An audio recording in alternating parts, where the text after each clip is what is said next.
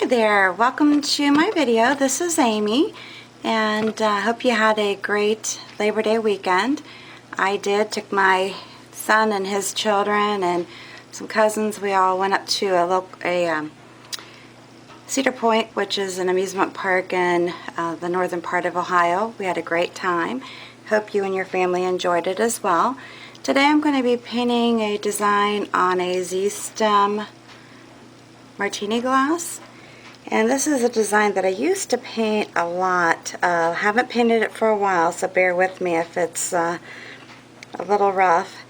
But I am going to make an attempt to do my version of a tiger lily.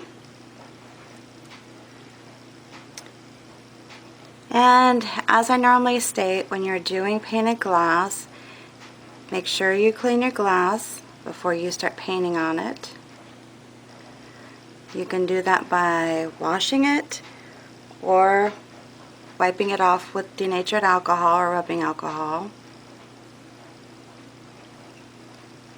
Now you can make the petals of your flowers a little bit longer if you want. Not a whole lot of space on this Martini glass, so I'm trying to keep them, to where they're not too terribly long. And then to where you can actually still see them. I used to paint a lot of these and sell a lot of these. They're a fun design. You're just basically pulling your paintbrush and then lifting back up. I like to make mine with about anywhere from 5 to 6 petals on the actual flower itself.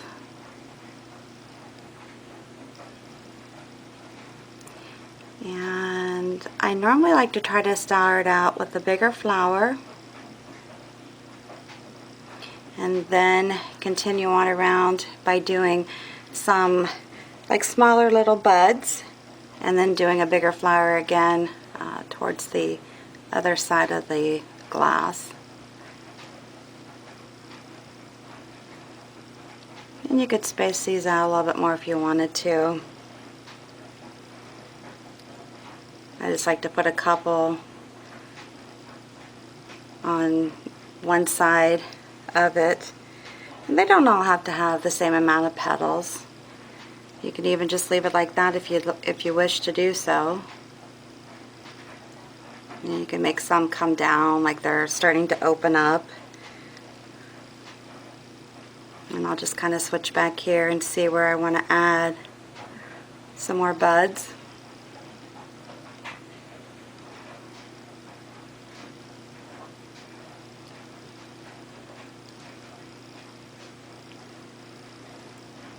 And just keep turning it, and then I'll probably place, like I said, another bigger flower, open flower on the back here.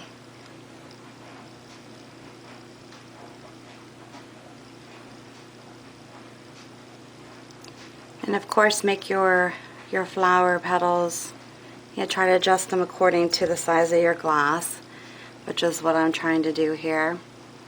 I mean, you can go ahead and rotate all the way around in one direction if you wish, or keep turning your glass and go in different directions if you want to. You don't really have to stay going all in the same direction all the way around, like clockwise or counterclockwise. It's up to you though.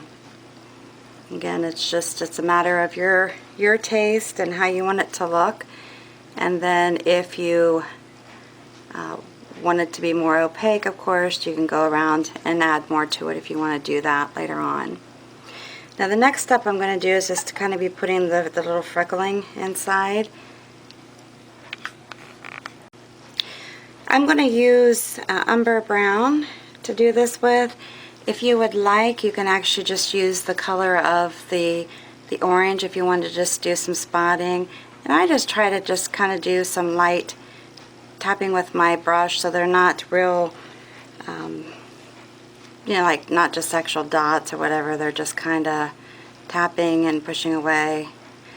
And just kind of move around your petals. You might also want to allow your painting to dry a little bit before you do this. And keep in mind, they're just kind of sporadic. And if you look at the actual flower, they're not in a detailed, you know, they got a detailed pattern to them. They're just kind of sporadically put on here.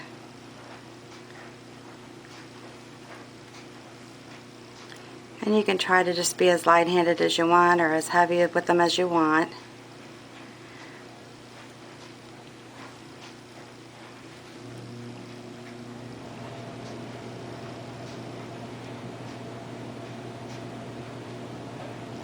You might see some people actually just do little dots. And you can do that too if you're more comfortable with it and don't really want to do the attempting of just sporadically putting them on with the actual paintbrush itself. If you feel like it looks neater to do it the other way, that's fine too. And you can come all the way down if you want, or just stay towards the inside of the flower. Like I said, just really randomly tapping and touching and pulling up the brush just with one color. And again, I'm using the burnt umber, or yeah, I think I said something different earlier. Now if you want to do that with these, just pretend that like you can see a little bit of the inside of this flower, remembering that what you're seeing here is the outside of the flower. So like on this one, you may not even see any of the speckling, honestly, with the way the petals come up. But you know, if you want to pretend that you are, that's fine too. Alright, so we have that. The next step is going to be to put the stamen in. And those are the little pieces that you see that come in the center here.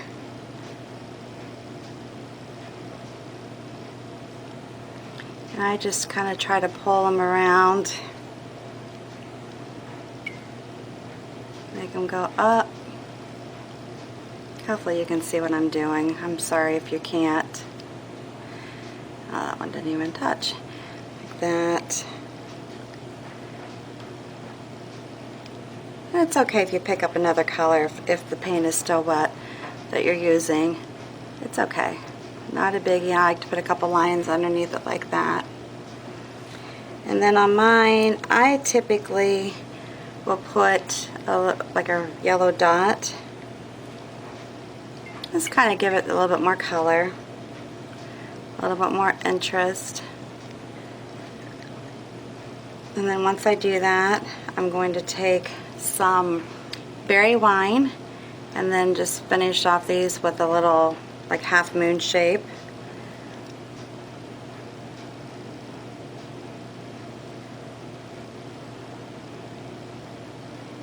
Alright, like that.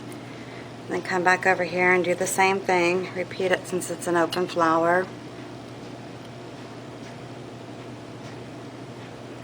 But you can have your stamen really going whatever direction you want it to go.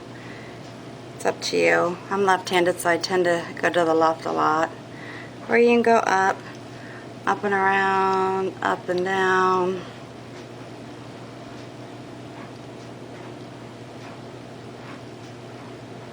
Just have them. I know some people are more anal about having everything look identical.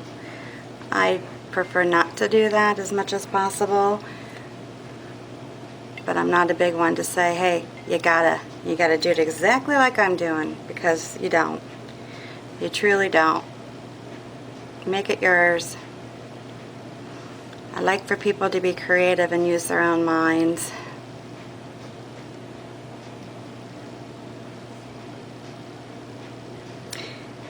And again, keep in mind, I don't know how many other videos of mine you've seen, but I always try to stress, and you probably can't stress it enough, that when you're baking glassware, if you're going to bake it, make sure that you place it in your oven cold. You do not want to place it in the heated oven. You want to allow the oven to heat up with the glassware in it, so it's a gradual change to the glass and not a major quick change, because your glass will break. I like to use Libby glass is my preference. I just think it's a nice quality glass without it being too expensive of a glass. and I've had such good luck with it in the past, and I've painted thousands of pieces of glassware, so it's really been a good product for me to use. And you can get it relatively cheaply. I know there's a lot of people that go to the dollar store. I'm really not too familiar with dollar store glassware as to what the brands are. I guess I did this upside down, but you can do it either way. And so I'm not going to say it's better than that or it's not, because I really don't know. I honestly don't. So that's really, again, your preference as to if you want to use whatever you can find at the dollar store. I happen to have a really good store close to me that will sell Libby glassware, or I have an account that I've had set up with Libby Glass because they're actually located in Ohio. One thing nice about them, it's American made, and I love it. And that's one reason I like to support them as well, is that I know that it's American made glassware. And it's supporting my own state, so that makes it even better.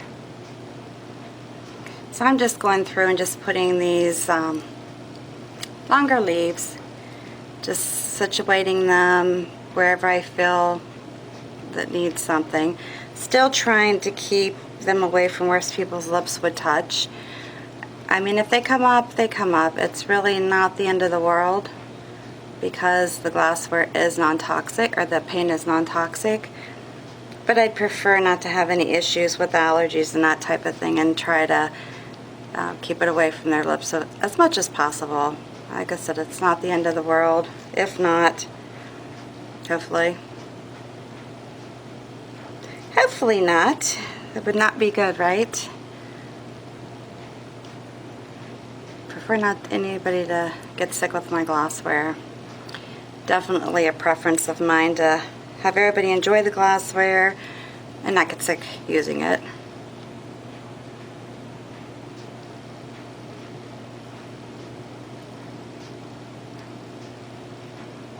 I just kind of have a tendency to, I do kind of a one stroke, but I don't really do a one stroke. I mean, it's kind of sort of, but then I've put my own twist to it.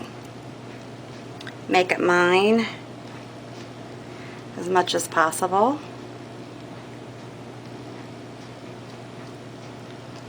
And that's what you should be striving for as well. Make your glassware, make your painted glass yours. And if you like it, that's great. Don't worry about what somebody else thinks. If you like it, it's awesome. I just don't like people to count so much on somebody else's opinion, because you're going to find everybody has their own opinion about things, and whether or not they like something, or if it's done the way they think it should be done, or that kind of thing. And it's like, you know, just be nice, be kind. If you don't like something somebody's doing, you know, just don't worry about it. If you're happy with what you're doing, then that's great. That's all you need to worry about, is what you're creating, and that you are being creative, because I truly believe in that and try to encourage that as much as I can with my grandchildren, because I do feel it's important. I feel using their minds and being creative is a very important thing for them to learn, and to feel confident in themselves and what they come up with, what they design, what they think, how they think, and be confident in themselves. And I want people that are learning how to paint to not be afraid to do it. I mean, I personally have, taken some classes, taught myself, had a heck of a time getting into being trained as a one-stroke certified painter, because everybody kept canceling the classes, and I got so fed up with it, because originally, my intent was to teach painting classes.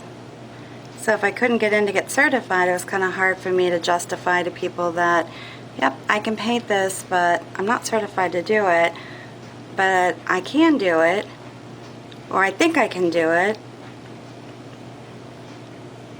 And then I was lucky enough to finally get into a class. And I don't know why, but I like to do my leaves in pairs.